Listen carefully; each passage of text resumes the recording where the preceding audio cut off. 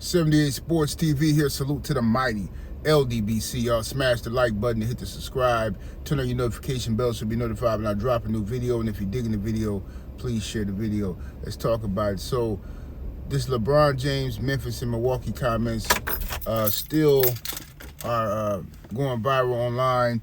I'm still getting comments from people trying to defend LeBron James. He has a right to feel how he feels and blah, blah, blah. You know what I'm saying? Memphis does suck. Milwaukee is boring.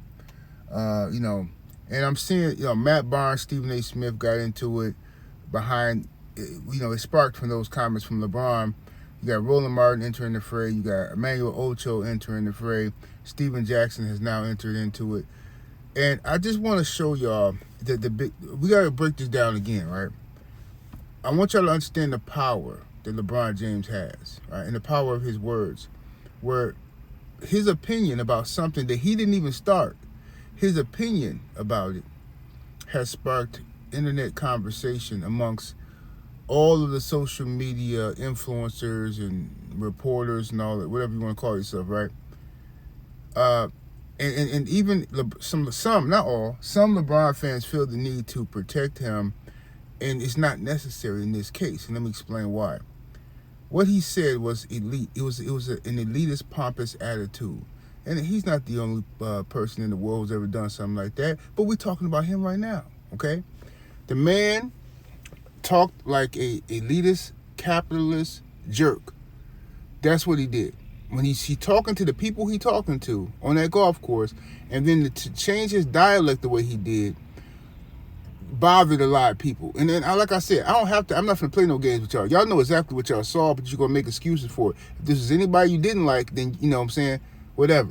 So, LeBron said, I'm not finna be staying at the Hyatt, you know what I'm saying, on some random Tuesday in Milwaukee or some random Thursday in Memphis, right? And then he went on to say, well, he talked about Memphis as though like they need to do upgrades and that kind of stuff or whatever the case may be. But with Milwaukee, he's basically saying there's nothing to do and this and that. Now, this is my problem with elitists like LeBron James, okay? Yes, you work hard. Yes, you're a millionaire, close to a billionaire, and you deserve to have the finer things in life. You work for it, brother. So I'm not knocking that. Never going to knock that. I'm trying to get there myself, you did? So that's a beautiful thing. However, you can never forget where you come from or look down upon the normal folk. You can't do that because the normal folk are the reason why you are. The normal folk helped you to build your empire. The normal folk bought your jerseys. The normal folk who live in Memphis and Milwaukee and these other small markets, those folks bought tickets to the games and gave you ratings in the NBA and stuff like that. You can't forget where you come from. And it's easy to do.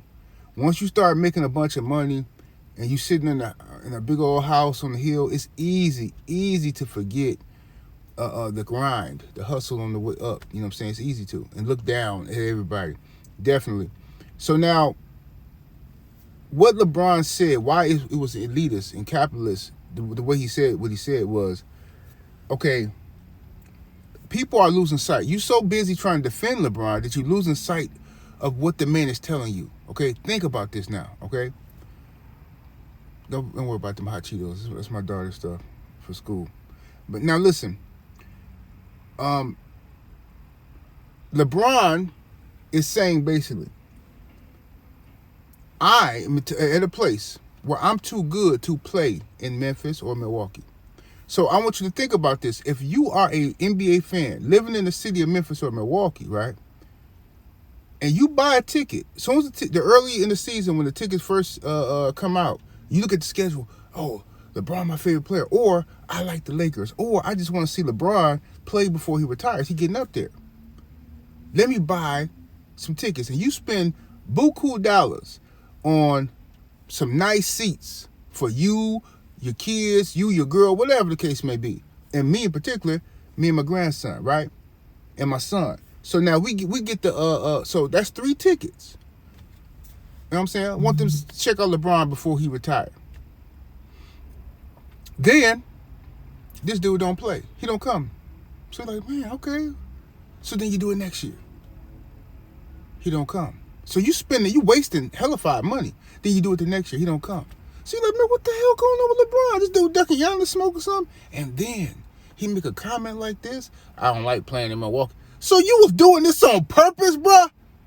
So you costing us money on purpose because you don't want to play in these cities. Understand, this is not a family vacation. Because on vacation, you can choose where you want to go and how you want to spend it. You are on a business trip, fam, which millions of Americans have to take every single day. Business trips. Now whether you're doing illegal stuff or professional stuff, don't matter. When you take a business trip, all right, and plenty of dudes, salesmen and whatever. When I go to these different cities and stuff like that, I meet plenty of people, especially young ladies at the at the bars and stuff, the hotel bars. That's my little secret spot. Hotel bars, right? Where they like to hang out. I see a doctor who has to come to a convention in Milwaukee. He can't tell people, I can't be a guest speaker there because I don't like the hotels in Milwaukee. Yeah, room service is closed way too early for me. The bar closes too early. Find another doctor to give this speech. No, and that's a doctor. A lawyer can't do that. No, and nowhere in business can you say, you know what, I'm going to skip this business meeting. I'm going to skip traveling over here to get this money because I don't like this city. Not that the city did nothing to me. I didn't get robbed, jumped, threatened. The hotels are just beneath me. Right? Now, first of all, let me clear something up for those of y'all who've never been to Milwaukee. Downtown Milwaukee has some exquisite hotel rooms. No, it's not the Ritz-Carlton, okay? This is not New York City. It's not L.A., okay? It's not even Chicago, okay? With the Omnis and stuff like that. But very nice hotels, especially the Pfister. Modern, upgraded hotel rooms, right? Living the life of luxury. You could oversee the city. You know what I'm saying? If you really want to flex LeBron, you could have just went to the Potawatomi, the casino. They would have gave you that $5,000 a night per room. I've had it before, and I felt like like royalty in that room. Beautiful room, and I don't care who you is. That room right there, for $5,000 a night, you gonna love that room. You could have done that, but it just take a little leg work and having your assistants find out where you want to stay and blah blah blah. If you don't like staying at the Hyatt, okay, you could have stayed at Potawatomi. It's right around the corner, so it's no excuse. The casino would have comped you that room because you LeBron James. Of course they would. They would have put your whole team up in there. So anyway, so that's cap. All right, first and foremost, for people saying, "Oh, well, there's nothing to do in Milwaukee," yes, there is. Your job. That's why you're in town. You're in town to do your job. Part of your 55 or whatever plus $1 million contract per year is to play basketball. That's what we came to see you do. Not for you to complain that there's nothing for you to do after you get done playing basketball. Take your behind to the room, talk to your kids on the phone, FaceTime with your wife, and then get on the plane and go home. What's the problem? What are we talking about here? You want to go sightseeing? This is how you know a dude need to retire. For real, bro. Just retire, fam. I'm so tired of all the excuses from this dude, right? All these years, never joined the dunk contest. Why? Because you ain't got nobody. But you made a bunch of excuses as to why not to do it. But we already knew. The real ones knew why you didn't want to do it. Because you got nobody to blame. LeBron James always wants to be in a position where he can blame somebody else. But whatever. So just sticking with this topic, okay? What he said bothered me because it's proof of like, and the fact that other people, like everything that they've been doing to Milwaukee for the last couple of years has really irritated me, all right? The media with just pushing to get Giannis out of Milwaukee, bro. They kept down in my city, talking bad about us. I'm like, bro, what in the hell are they talking? Giannis is too big for that little city. Yeah, bro, I've never seen an effort to remove a player from a city so bad. Giannis won a championship here. He loved Milwaukee, and he did. And then all of a sudden, all this noise, because eventually that noise, I don't care who you are, eventually enough people whispering in your ear the same thing, you're going to start feeling yourself, okay? And now Giannis is walking around with the big head, okay? The whole family came out here, bro. The Bucks and did all this stuff for you, bro. you know what I'm saying, and brought your whole family over, giving people spots on the team that they don't deserve, everything to make you happy, dog. We done fired coaches for you. Got rid of a championship coach in Mike Budenholzer for you, bruh. Because you had something to say in the post-game press conference about you should have been guarding Jimmy Butler. You should have went over there and demanded to guard him then. But whatever. All right? Then we get Griffin. We get Adrian Griffin. We got the second best record in the entire NBA. Second best record in the entire NBA. And we fired him because what? Our defense sucked. Right? But we got the second best record. So this man get fired half a season in. Boom. Bring in Doc Rivers. Now all of a sudden you don't want to be here, and oh, I do want to be here, but I don't. The Bucks got to do more. We ain't got to do nothing else for you, dog. Nothing. We done traded a champion in Drew Holiday for a loser and Dame Dollar, all for you. And if you want to leave now, bro, I don't want to see Giannis next year. I promise you. If the Bucks have Giannis on the team next year, I'm going to be pissed. You need to get rid of this dude in the summer. Let him go feel the pressure, feel the pain of New York City. Let him go feel the pressure and pain of these big markets. Don't send him to Golden State. Put him over there in a big market. That's what I want. Let him go over there so he can see how people played him and talked him out of his throne. Because Milwaukee was his throne. You couldn't do no wrong out here. Now you finna go somewhere else and they finna hold you to a standard. You better not get injured. You better not be missing free throws in the playoffs. You dig? You know what I'm saying? So anyway, all this nonsense about I take it personal because it has its flaws, right? And it has its bright sides to it, like every city does, right? Good side of town, bad side of town, all of that, right, happens out here too. However, for people, you can't be in LA and New York complaining about Milwaukee, right? Like Stephen A. Smith started all this, right? And this what irritated me about him. He tried to act like he's taking this high road over LeBron, but bro, you started this, Stephen A. Smith. And this is why people in Milwaukee had to get on you, and Giannis them had to get on you, because you was the main one talking about you don't want to be in Milwaukee in the playoffs, and it's too cold out there, and blah blah blah, and the room service it cuts off too early in the hotels, the bar closed too early, and oh, I'd rather be in La La, oh, I'd rather be in my Stephen A. Smith. What is you doing?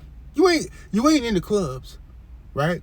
I don't know why you be fronting. You and Steven Jackson be getting on my nerve with that. Well, Stack be outside, but still, he shouldn't be. Like, bro, sit down somewhere, dog. You an OG. You a big homie. Sit down somewhere, bro, and stay at the streets before something bad happen to you. Or I'll be checking in, you know what I'm saying? I'll pull up and I check in. Bro, shut up. You got gray hair on your face, bro. And you keep talking about, just shut up, Stack. Let it go, fam. It's over with, bro. It's over. Like, you gonna be an idiot if something bad happened to you out here. Running around with these YNs don't care nothing about you. I promise you they don't care nothing about you, bro. Stay in your lane and stay with the OG homies. Stay away from these little YNs. They will make a name for themselves using you. Trust me, they will.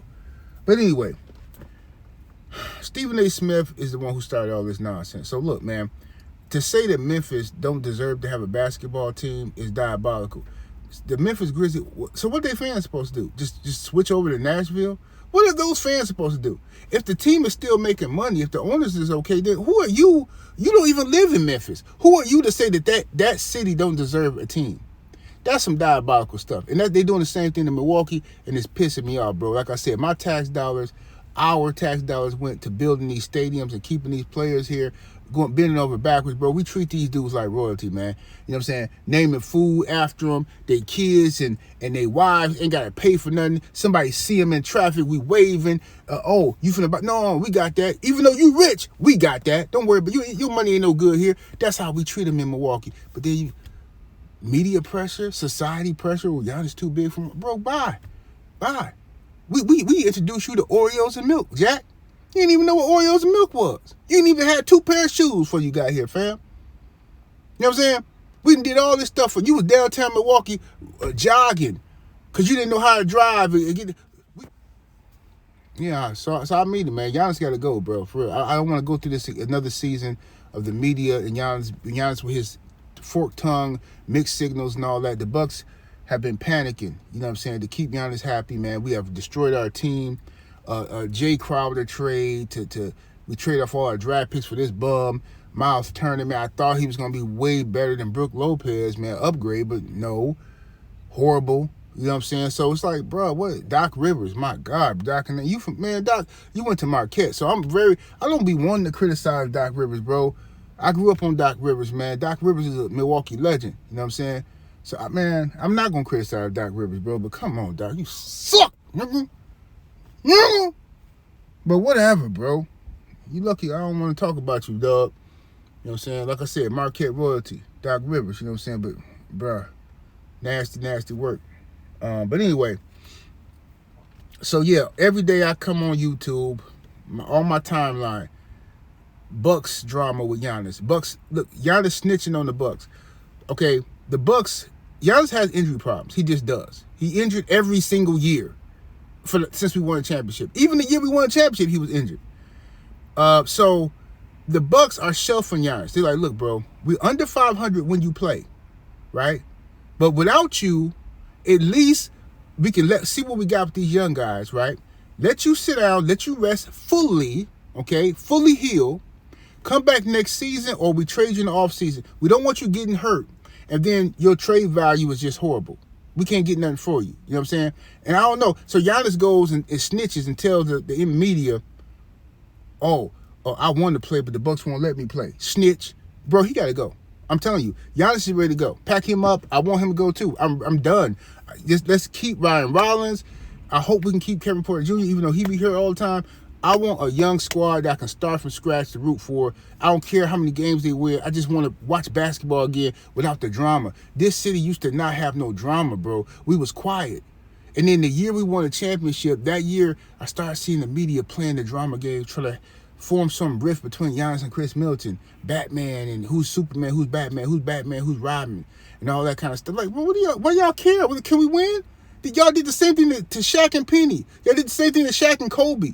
Y'all did the same thing to Grant Hill and whatchamacallit, Tracy McGrady and stuff, man. Like, this is what y'all do, bro. Like, the media just needs drama. So anyway, bro, yeah, Giannis needs to go, for real. And then y'all let me know, Bucks Nation, how y'all feel about that.